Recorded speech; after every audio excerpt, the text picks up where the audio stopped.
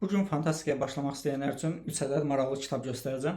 Bunlardan biri təbii ki, epik fantezinin, ümumiyyətlə müasir fantastik ədəbiyyatın təməlini qoyan Tolkiendən Hobbit romanıdır.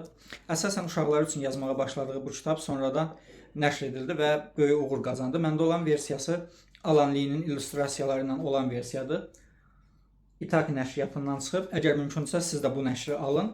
Qalın cildli olmasa da incə qapaqlı olan versiyası hələ də satışda var.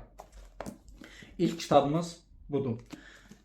Digər kitabımız isə yenə müasir fantastik ədəbiyyatın önəmli yazarı sayılan George Martin'dən Buz Əjdahası adlı bu kitabdır. Həm böyüklər, həm də uşaqlar üçün bu kitabda maraqlı ola biləcək əsərdir.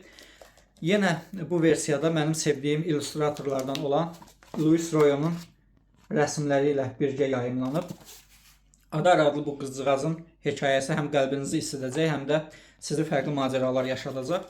Mətn olaraq kiçik olsa da, həqiqətən də təsirli, insanın qəlbinə toxunan hekayələrdən biridir və fantastik ədəbiyyata başlamaq üçün çox yaxşı bir alternativdir. Son tövsiyə edəcəyim kitab isə Azərbaycan ədəbiyyatından Zaur Pənahovun Qaranlıq Günəş adlı epik fantezi romanının ilk cildidir. Beləcə bu üç kitab fantastik ədəbiyyata başlamağınıza motivasiya verəcək, həmçində janrın ədəbi gücünü görəcəksiniz. Ümid edirəm sizlərin də düşüncəsi bu janra qarşı dəyişər.